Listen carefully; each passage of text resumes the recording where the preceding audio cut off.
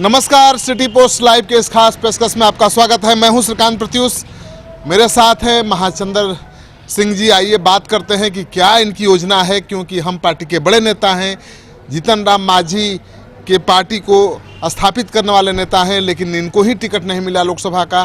काफ़ी आहत हैं, दुखी हैं। आइए इनसे बात करते हैं। सर, क्या अगला कदम होगा? कोई बड़ा ऐलान करिए। शुद्ध कहा कि माननीय जीतन राम मांझी ने महाचंद्र सिंह, जो वरीय राष्ट्रीय उपाध्यक्ष पार्टी का रहा, जिसने पार्टी की नींव डाली, उसकी भी टिकट लोकसभा महाराजगंज से दिलाने में सक्षम नहीं हो सके मांझी जी। ये पार्ट बड़ा दुखद है और मैं मानता हूँ कि ये सेकुलरिज्म का जो आज महागठबंधन एक चादर ओढ़े हुए है, वो बिल्कुल धोखा है। जातीय उन्माद फैलाया, जातीय आधार पर टिकट बांटा। और ये सच है कि महाराजगंज लोकसभा क्षेत्र से मैं टिकट चाहता था, वहाँ के लोग चाहते थे, मतदाता चाहते थे। वहाँ पार्टी और जाति टूटा हुआ है। महाचंद्र सिंह के साथ लोग हैं, लेकिन चूंकि मैं एक खास जाति विशेष में जन्म लिया, ऊपर वाले को मैंने आग्रह नहीं किया था कि इस खास जाति में हमें जन्म दो। भूमियार ब्राह्मण में जन्म लिया, जिसके कारण आज अभी तक मैं टिकट से वंचित हूँ। इस मुद्दे पर पूरा राज्य आश्चर्यचकित है। हमारे कार्यकर्ता और नेता जो हमारे दल के हैं वो आश्चर्यचकित है। लेकिन सबसे बड़ी बात है कि माननीय जीतन राम मांझी जो राष्ट्रीय अध्यक्ष हैं हम पार्टी के, उनको 3 सीट मिली है दिखाने के लिए। 1 सीट पर तो माननीय मांझी जी लड़ रहे हैं चुनाव, लेकिन 2 सीट पर उनको उनका अधिकार टिकट अपने कार्यकर्ताओं के बीच देने का हक छीन लिया गया। छीनना टर्म मैं यूज कर रहा हूं। और मैं महागठबंधन के साथियों से, नेताओं से पूछना चाहता हूं, क्या आपने हिम्मत जुटाई? क्यों नहीं उपेंद्र कुशवाहा जी को यदि आप 5 सीट दिया, उसमें से 4 सीट आपके उम्मीदवार हो जाते, आपके चॉइस के उम्मीदवार होते। महागठबंधन के जो बड़े नेता हैं, क्यों नहीं कांग्रेस के साथ आप ऐसा नहीं किया, अन्य एलाइड के साथ ऐसा किया? क्या कारण था कि माननीय जीतन राम मांझी के साथ ही ये प्रिंसिपल आइडियोलॉजी आपने लागू किया, उनके हक को छीना? लेकिन मांझी तो संतुष्ट दिख रहे हैं, बोल रहे थे कि हमको 5 सीट मिली है, 1 एमएलसी की सीट मिल गई है और 1 विधानसभा की सीट मिल गई, 3 लोकसभा की सीट मिल गई। गदगद दिख रहे थे। आप दुखी हैं? नहीं, मांझी जी गदगद हो सकते हैं, उनका गदगद का कारण उनसे पूछिए। लेकिन हिंदुस्तानी आवाम मोर्चा का जो कार्यकर्ता है वो दुखित है, आहत है और परेशान है। यही तस्वीर यदि विधानसभा में होगी मांझी जी, तो क्या होगा कार्यकर्ताओं का? मांझी जी का पुत्र मोह में फंसे हैं क्या?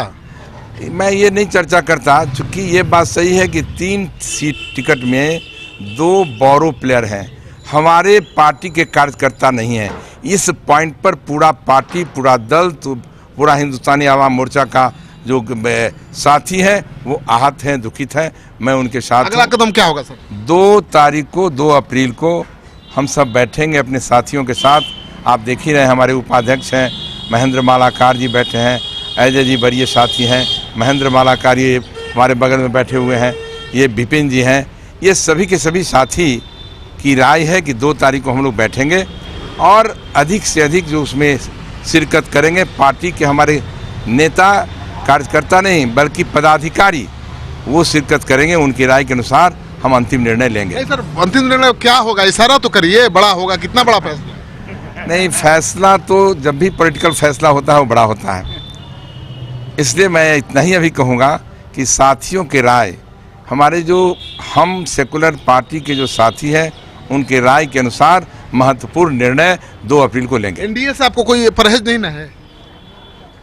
देखिए, अभी इसकी चर्चा मैं नहीं करना चाहता। तो परहेज है कि नहीं? एनडीए से ही हम सब आए हैं महागठबंधन में।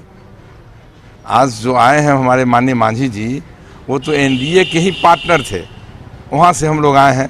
तो परहेज इस बात से है कि जो सेकुलरिज्म की आवाज़ उठा रहे हैं देश के स्तर पर, कहीं कि सेकुलर के साथियों एक हो जाओ, उनका भीतर से जो सोच है उस पर बहुत बड़ा प्रश्न उठ रहा है, जो लोकतंत्र के लिए बड़ा घातक है। सेकुलर जो होने का दावा कर रहे हैं वो सेकुलर नहीं है, जातिवादी हैं। बिल्कुल 100% मैं कहता हूं कि सेकुलरिज्म का वो चादर ओढ़े हुए हैं।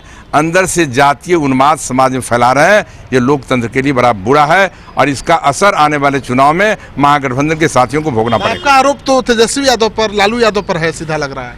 नहीं, किसी व्यक्ति पर नहीं है, महागठबंधन के सभी साथियों पर है कि आप क्या बैठ के कर रहे हो। जिताऊ उम्मीदवार का चयन करेंगे, कौन सा जिताऊ उम्मीदवार ले रहे हो? जैसे तैसे सीटों की लूट हो रही है। सब हारेंगे ऐसे कर रहे हैं। महागठबंधन में मैं महसूस करता हूं कि सीटों की लूट हो रही है। कोई लूट लो, ये तस्वीर आज है महागठबंधन में। इसलिए आने वाला दिन बहुत बुरा होने वाला है। उपेंद्र कुशवाहा ने पार्टी प्रत्याशियों का नाम अनाउंस नहीं किया है, लेकिन ये बता दिया है कि 3 कुर्मी होंगे, एक दलित होगा, एक भूमिहार होगा। खैर, उपेंद्र कुशवाहा के प्रति मैं आभार व्यक्त करता हूं कि एक नाम तो उन्होंने लिया भूमिहार ब्राह्मण का, दूसरा दल तो नाम लेने के लिए तैयार नहीं है। ये ठीक है, ये बहुत बड़ा घातक है ये राज्य के लिए, लोकतंत्र के लिए। और बिहार में लोग बहुत आहत है कि ऐसी भी पॉलिटिकल पार्टियां हैं जो सिर्फ जाति के आधार पर उम्मीदवार को खोज रही है। एक चीज, आपको नहीं लगता कि जैसे प्रत्याशी ये लोग जाति के आधार पर उतारे हैं और जैसे जैसे प्रत्याशी मैदान में उतरे हैं, इनकी हार सुनिश्चित है? मैं कहता हूं कि बहुत घातक होगा और महागठबंधन का भविष्य उज्जवल नजर नहीं आ रहा है। तो आपने सुन लिया कि महागठबंधन के जो प्रत्याशी हैं, उनका जो चयन करने का पैमाना है वो बड़ा ही खराब है और महागठबंधन का कोई अब भविष्य बिहार में नहीं है। ये कह रहे हैं महाचंद्र जी, जो हम पार्टी के दूसरे नंबर के, मांझी के बाद सबसे महत्वपूर्ण नेता हैं। तो अभी इन्होंने दल छोड़ने का ऐलान नहीं किया है, लेकिन 2 तारीख को उससे भी बड़ा फैसला ले सकते हैं, क्योंकि एनडीए से भी इनको परहेज नहीं है और कदावर नेता हैं, बड़े कद के नेता हैं, कहीं भी जा सकते हैं, कहीं भी इनको जगह मिल सकती है। आप भी इंतजार करिए, हम भी इंतजार कर रहे हैं 2 तारीख का। उसके बाद हम बताएंगे कि महाचंद्र बाबू का क्या बड़ा फैसला है।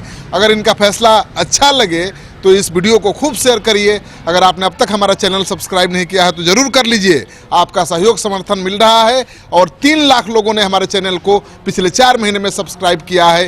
1 करोड़ से ज़्यादा हमारे व्यूज हैं। इसके लिए बहुत बहुत आभार। नमस्कार।